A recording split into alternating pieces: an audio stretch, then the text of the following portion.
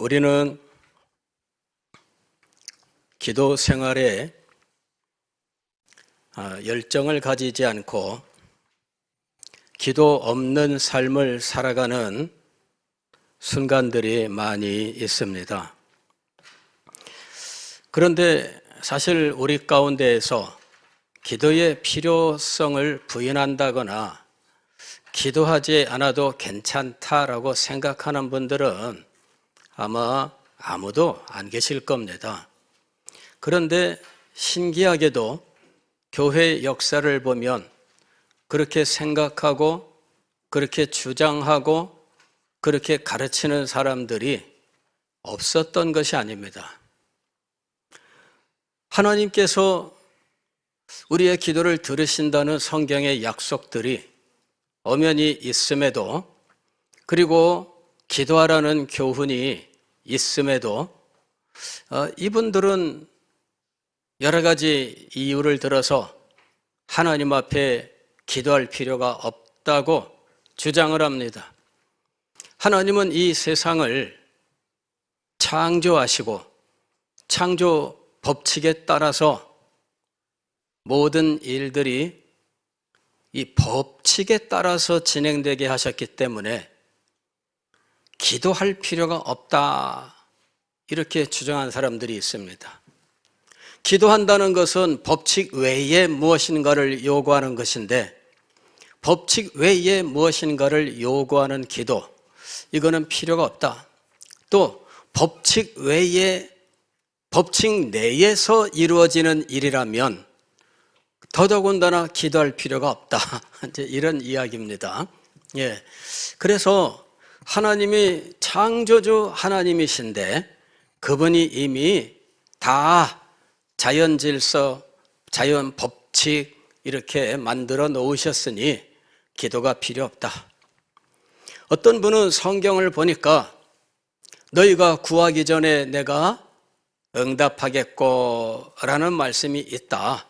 구하기 전에 응답하신다 하셨으니 구할 필요가 없다, 이렇게 주장하는 사람들도 있었습니다. 그러나 성경은 더군다나 우리 주님께서는 구하라, 찾으라, 두드리라 하고 말씀하셨고, 항상 기도하고 낭망치 말아야 할 것을 비유로 가르치셨습니다. 그래서 항상 기도하라, 사도는 이렇게 권면했던 것입니다. 그래서 우리는 도대체 이 기도에 대하여 이렇게 엉뚱한 주장을 하는 사람들이 있으니 이게 도대체 어떻게 된 일인가? 오늘 우리 시대의 이야기가 아닙니다. 이미 오래된 이야기예요. 칼빈 당대에도 이런 주장들이 엄연히 존재하고 있었습니다. 제가 칼빈의 기독교 강요를 보다가 제3권 제20장에 이르러 그 내용이 기도에 대한 교훈이었는데 거기에 이 이야기들이 나오고 있어요. 어떤 사람들은 기도할 필요가 없다라고 말하는데 기도할 필요가 없다니 하면서 그에 대하여 논박하는 내용이 쭉 나옵니다. 그 시대에도 기도할 필요가 없다고 하면서 자신만 기도하지 않을 뿐 아니라 다른 사람도 기도하지 못하도록 하는 사람들이 있었던 것입니다. 칼빈은 이러한 주장에 대해서 우리가 기도하는 이유 6가지를 이야기했습니다. 첫째 이유는 우리가 하나님을 항상 찾으며 사랑하며 섬기겠다는 소원과 열의를 우리 마음에 부릴 듯하게 하기 위해, 즉 기도하는 동안에 우리의 마음속에 불이 붙는데 하나님을 사랑하며 섬기겠다, 항상 하나님을 찾겠다, 이러한 불이, 마음속에 불이 붙어 오른다는 거예요. 기도하지 않는 사람이 하나님을 사랑하고 하나님을 열정적으로 섬기고 또 하나님을 끝까지 찾겠다, 이런 불붙은 심정이 일어나는가? 저는 아무리 돌아보아도 기도하지 않는 사람이 그런 마음을 가지는 일을 본 적이 없습니다. 기도하지 않는데 하나님을 찾고 하나님을 사랑하고 하나님을 정말 섬기겠다는 그와 같은 소원과 열정이 마음속에 넘쳐나는가? 기도하지 않는 사람은 그런 일이 일어나지 않습니다. 마음에는 막연하게 기대하는 일들이 있어요. 나도 좀 열정적으로 이 봉사에 있으면 좋겠다. 나도 좀 열정적으로 좀 뜨겁게 신앙생활을 했으면 좋겠다. 이런 어떤 소원들이 마음속에 가끔씩 일어날 겁니다. 그러나 기도하지 않는다면 모처럼 일어났었던 그 기특한 생각이 결실하지 못합니다. 우리가 살다 보면 모처럼 우리의 마음속에서 기특한 생각들이 일어납니다. 그러나 왜 이 기특한 생각들이 싹이 트고 열매를 맺는 자리에까지 나아가지 못할까요? 그것은 기도하지 않기 때문입니다. 칼빈은 우리가 기도하는 첫 번째 이유로 하나님을 항상 찾고 사랑하며 섬기겠다는 소원과 열의를 우리 마음에 불일듯하게 하기 위해 기도해야 한다라고 말씀했습니다. 자, 두 번째 기도해야 하는 이유는 하나님께 말씀드리지 못할 부끄러운 욕망이나 소원이 우리 마음에 침입하지 못하게 하기 위해서, 즉 말할 수 없는 부끄러운 일들이 우리 마음속에 자리 잡고 있을 때 우리는 하나님 앞에 기도하기가 쉽지 않아요. 이것을 고백해야 되는데 이것을 고백하지 않는 고집이 우리의 마음속에 있습니다. 또는 우리가 이러한 생각들이, 이러한 유혹들이 우리 밖에서 찾아오는데 기도하는 사람은 보호를 받지만 기도하지 않는 사람은 그냥 스리슬쩍 넘어가는 일들이 얼마든지 일어나는 것입니다. 기도는 우리를 보호하는 겁니다. 하나님께 말씀을 드리지 못할 부끄러운 일들과 죄악으로부터 우리를 보호하는 것이 바로 기도의 작용입니다. 기도하는 사람은 보호를 받습니다. 이러면 안 되지 하는 어떤 경각심이 마음속에서 일어납니다. 그러나 기도하지 않는 사람은 경각심이 낮아요. 각성된 상태가 아니라서 쉽게 넘어가고 마는 겁니다. 하나님께 알려드리지 못할 부끄러운 욕망이나 소원이 우리 마음에 침입하지 못하게 하기 위해 기도해야 한다. 세 번째는 하나님께서 여러 가지 은혜를 주실 때 진심으로 감사하며 받을 수 있도록 하기 위해입니다. 우리의 삶 속에는 많은 일들이 일어나죠. 그리고 이런 모든 일들은 사실은 하나님의 은혜입니다. 그냥 저절로 살아가는 것 같습니다. 어떤 사람들이 말하는 것처럼 자연 법칙에 의해서 살아가는 것 같습니다. 호흡을 하는 것은 우리의 몸의 법칙에 따라서, 그리고 공기가 호흡에 적당하도록 되어 있는 이 자연 환경에 따라서 우리가 살아가는 것 같습니다. 그러나 이 모든 것들이 하나님의 은혜라고 하는 것, 이것을 기도하지 않으면 깨달을 수가 없습니다. 기도하는 사람이어야 숨 쉬는 것조차도 감사하며 이 모든 것들이 하나님의 은혜라고 하는 사실을 깨닫게 되는 겁니다. 기도하지 않으면 그냥 저절로 일어나는 거예요. 기도하지 않으면 운이 좋아서 일어나는 겁니다. 많은 분들이 오늘 재수가 어떨까 그런 생각을 하죠. 재수가 얼마나 좋나. 예전에 보니까 우리 할머니들이 아랫목에 딱 앉아서 아침에 이 담요 딱 펼쳐놓고 그다음에 화투장 딱 손에 들고 오늘 재수 좋을까 이러면서 화투장을 놓더라고요. 저는 그거 놓고 이렇게 들여다보면서 뭐 재수가 있겠네 없겠네 그러는데 어떻게 하는지 방법은 모르겠어요. 제가 아는 방법은, 제가 아는 거는 미나투, 똑같은 것끼리 4개씩 모아라 뭐 이런 것밖에 모르는데,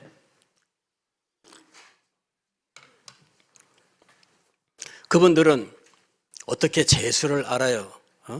아시는 분 계세요? 이분들은요, 아침마다 이걸 꺼내서 놓습니다. 예, 재수 좋나? 뭔가 자기 마음에 드는 일이 일어나면 재수 좋네. 그죠? 그러나 기도하는 사람은 뭐라고 이야기합니까? 하나님 감사합니다. 하나님의 은혜인 거예요. 기도하지 않으면 자기의 모든 삶에 일어나는 일들이 하나님의 은혜인 것을 깨달을 수가 없습니다. 그래서 기도하라 하는 것입니다. 4번째는 우리가 구하던 것을 얻고 하나님께서 기도에 응답해 주셨다는 확신으로 그의 인자하심을 더욱 열심히 묵상하게 하기 위해 기도해야 된다. 이거는 3번하고 조금 다른 게 뭐냐면은 3번은 우리의 삶 속에 일어나는 여러 가지 일들에 대한 이야기라면 4번은 내가 특별히 기도한 것에 대한 이야기예요. 내가 기도한 일이 이루어진 겁니다. 기도하던 그 일이 이루어졌을 때 하나님께서 응답해 주셨구나. 그거를 대번에 확신하게 됩니다. 기도하지 않던 사람은 하나님께서 하셨다 이렇게 말하지 않습니다. 확신하지 않습니다. 그러나 내가 기도하던 그 일이 응답되었다면 마음속에 확신이 일어나는 거예요. 그리고 하나님께서 이렇게 놀랍게 역사하시는구나 이러면서 앞으로 하나님께서 나의 삶에 계속해서 기도 응답을 주시고 역사하실 것이라고 하는 사실에 대한 믿음이 마음속에 자리 잡는 거예요. 내가 기도한 바로 그 기도가 응답이 되었을 때 그때 마음속에 얼마나 큰 기쁨과 감격이 넘쳐나겠습니까? 그리고 기도는 반드시 응답된다. 하나님이 약속하신 말씀대로 이루어진다. 이와 같은 확신이 확실하게 마음속에 자리 잡으면서 그는 더 열심히 하나님 앞에 기도하게 되는 것입니다. 5번째, 기도해야 하는 이유. 기도로 얻었다고 인정하는 것들을 더욱 큰 기쁨으로 받아들이도록 하기 위해 기도로 얻은 것들을 더 큰 기쁨으로 받아들이게 하도록. 그렇잖아요. 하나님께서 내 기도를 들으셨다라고 하는 것만큼 감격스러운 게 어디 있겠습니까?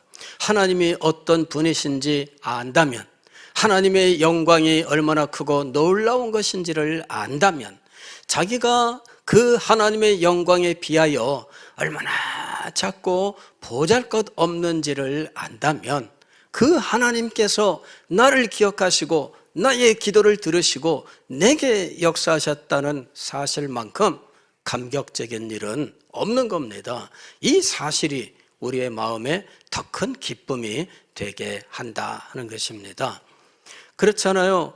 대표 회사 사장님 바로 옆에서 늘 다니는 사람이 사람보다는 그냥 보잘것없이 참 회사 한 기퉁이에서 그저 묵묵히 작은 일을 감당하는 사람이 회장님이 한번 알아주고 누구시 이름을 불러주고 참 일 열심히 하시네요 한마디 해주면 누가 더 감격할까요?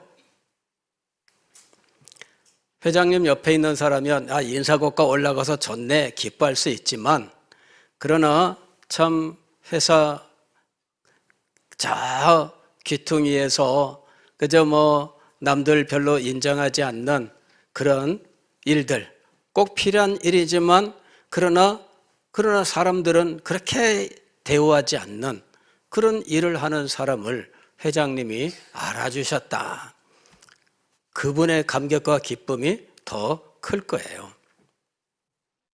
하나님의 영광을 아는 사람은 하나님이 자기의 기도를 들어주셨다는 사실을 깨달을 때 마음속에 더 큰 감격과 기쁨이 넘쳐나고, 그 영광의 하나님이 나를 기억하셨구나. 너무나 놀라운 것입니다. 이것이 더 큰 기쁨이 되게 한다는 겁니다. 여섯 번째, 기도해야 하는 이유는 우리의 습관과 경험으로 하나님의 섭리를 확인하도록 하기 위해 기도해야 된다. 다시 말씀을 드리면 하나님께서 우리 삶의 모든 것을 다스리고 계신다 하는 사실을 확신하게 된다는 겁니다. 하나님이 이 세상의 모든 삶을 통치하시는 분이십니다. 하나님은 모든 일을 당신의 뜻대로 이루시는 분이십니다. 그것을 믿기 때문에 우리는 하나님 앞에 모든 것을 기도할 수 있는 것입니다. 믿지 못하면 그 부분은 기도할 수 없는 거죠. 그래서 칼빈이 여섯 번째 이렇게 얘기한 거예요. 하나님이 우리의 삶의 모든 것을 통치하신다. 즉 하나님의 섭리, 하나님의 섭리에 대한 확신, 이것을 더욱더 굳게 하기 위해서 기도해야 된다. 하나님이 역사하지 못할 분야가 있을까요? 하나님께서 능력으로 응답하지 못할 일들이 있을까요? 그렇지 않습니다. 하나님께서는 이 세상의 모든 일들에 대하여, 이 세상의 모든 사람들에 대하여, 세상에서 일어나는 모든 것들에 대하여 하나님은 알고 계시고 그 모든 것들을 통치하고 계십니다. 그래서 기도하는 사람은 바로 그 하나님에 대한 그 믿음과 확신이 있는 거예요. 칼빈은 그의 기독교 강요 제3권 20장 제목으로 이렇게 이야기합니다. 기도는 믿음의 최상의 실천이며 우리는 기도를 통해 매일 하나님의 은혜를 받는다. 우리가 하나님께 대하여 고백하는 믿음, 신앙 고백이 있습니다. 우리가 예배 때마다 고백하는 하나님께 대한 신앙 고백은 전능하사, 이게 가장 처음으로 하나님 앞에 고백하는 신앙의 고백입니다. 그런데 기도는 우리가 고백한 이 신앙 고백, 우리의 이 믿음을 실천하는 것입니다. 하나님이 전능하신 분이시라고 믿습니까? 하나님은 하지 못할 일이 없다는 사실을 믿습니까? 그렇다면 그는 기도할 것입니다. 기도는 믿음의 실천입니다. 기도하지 않는 사람은 하나님을 사실은 진정으로 믿는 것이 아닙니다. 기도하는 사람은 그의 믿음을 기도로 나타내는 것입니다. 실천하는 것입니다. 입으로만 고백하는 것이 아닙니다. 마음으로만 믿는 것이 아닙니다. 기도로 실천하는 것입니다. 그리고 기도하는 자는 날마다 기도하면서 날마다 하나님의 은혜를 받는 것입니다. 기도는 무익한 것일까요? 기도는 필요 없는 것일까요? 기도는 하지 않아도 되는 것일까요? 그렇지 않습니다. 시편 145편 18절 말씀을 보면 여호와께서는 자기에게 간구하는 모든 자, 곧 진실하게 간구하는 모든 자에게 가까이 하시는도다. 하나님과 가까워지고 하나님과 친밀해지는 길, 바로 이것이 기도인 것입니다.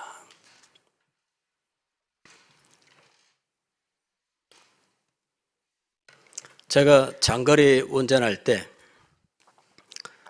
늘 음악을 듣는데, 제가 듣는 음악은 딱 이렇게 제가 모아놓은 것이 있어요. 그게 뭐냐면은 내 주를 가까이 하게 함은, 이거를 인터넷에서 제가 유튜브에서 모두 다 다운받아서 이걸 mp3로 변환시켜 가지고 담아놨어요. 20개 이상의 버전이 딱 들어 있습니다.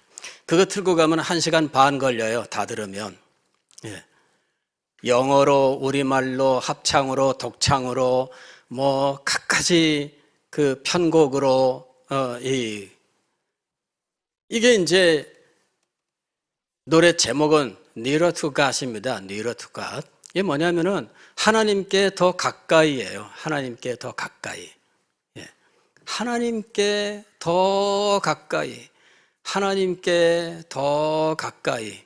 그것이 믿음을 가진 성도의 간절한 소망 아닙니까? 그런데 이렇게 하나님께 가까이 나아가는 길이 무엇입니까? 기도였다는 거예요.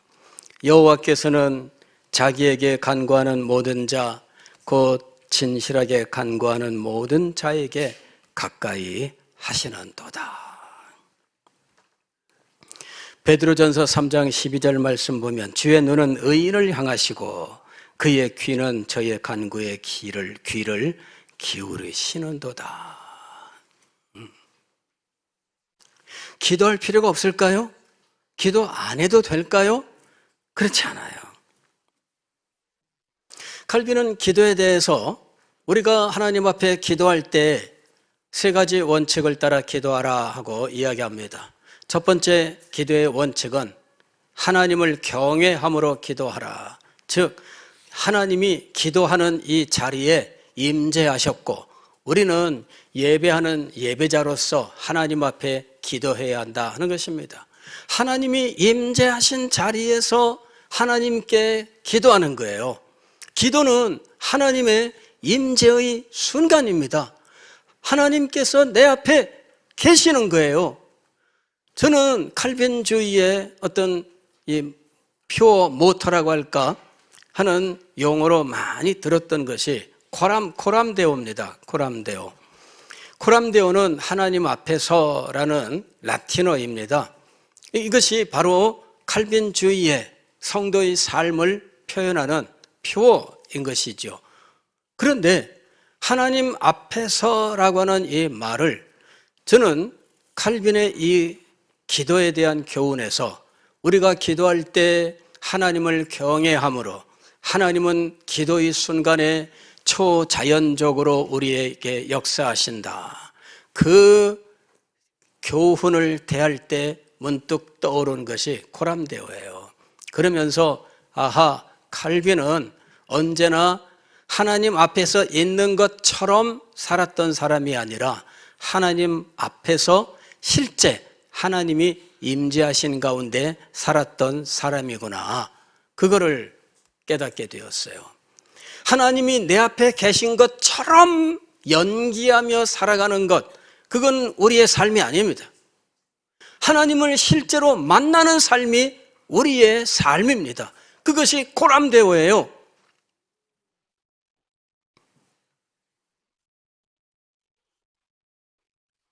그것이 기도이고 그것이 예배입니다. 왜? 하나님께서 찾아오셨으니까. 기도할 때 하나님이 찾아오신 것을 알아야 됩니다. 그래서 하나님 앞에 함부로 말씀드리면 안 됩니다. 왜 우리 그런 거 있잖아요.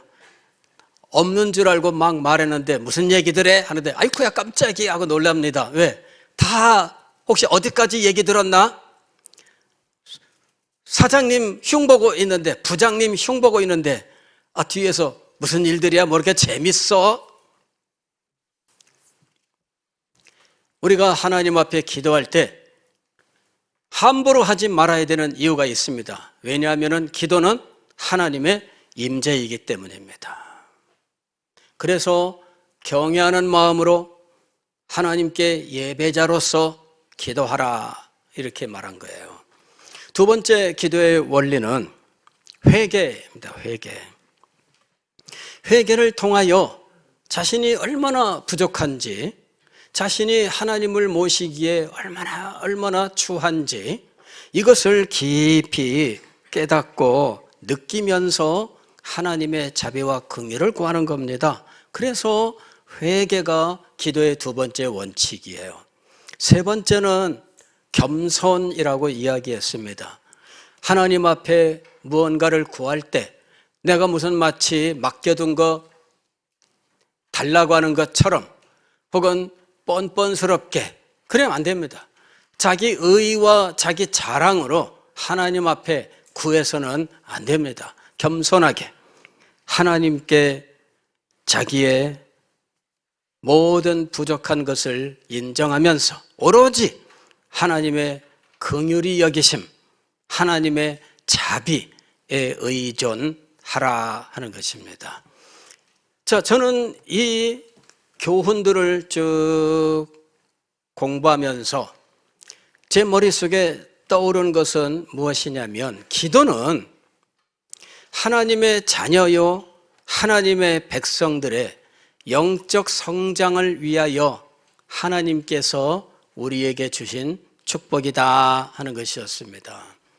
기도해야 되는 이유, 기도의 법칙들을 생각해 보면 이것들은 우리의 영적 성장과 직결되어 있는 것을 알 수가 있습니다.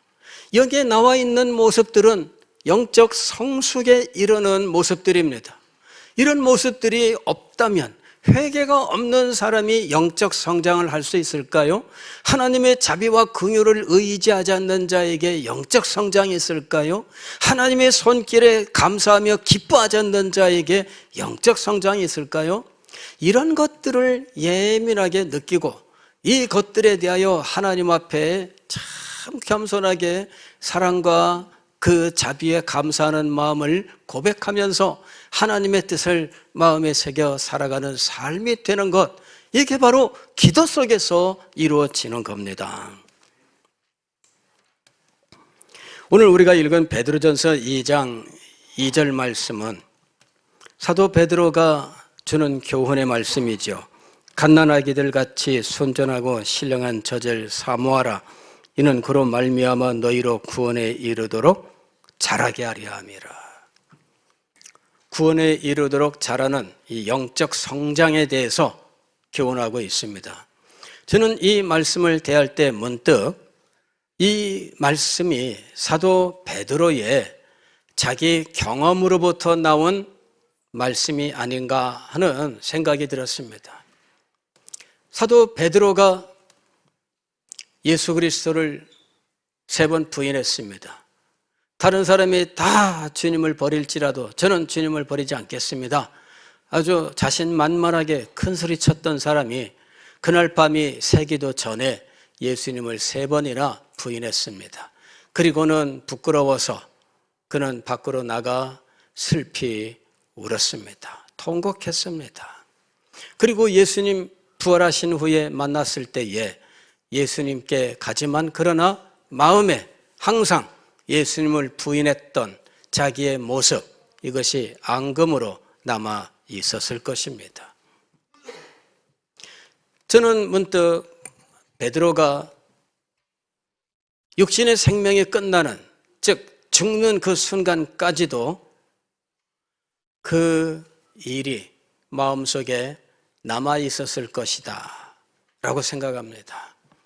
물론 주님께서는 기억지 않으셨습니다. 주님께서는 그를 용서하셨습니다. 주님께서는 그를 다시 세워주셨습니다. 그러나 베드로는 자기의 마음속에 자기가 과거에 했던 그 일, 이것을 잊을 수는 없었을 것입니다. 그리고 성도들에게 이야기합니다. 그때 내가 영적으로 성장하지 못하여 그와 같은 잘못을 했는데 너희는 영적으로 성장해야 된다. 영적으로 성장하지 못하면 문제가 일어나는 것입니다. 겟세마네 동산에서 예수님께서 기도하다 잠든 제자들에게 말씀하셨습니다. 너희가 한시도 나와 함께 깨어 기도할 수 없더냐 그랬습니다. 시험에 들지 않게 깨어 기도하라.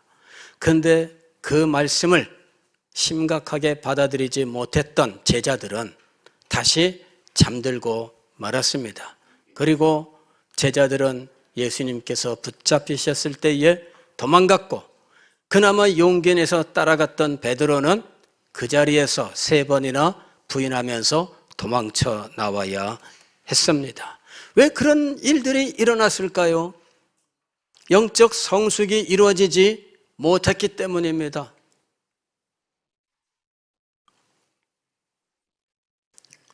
기도는 무엇인가?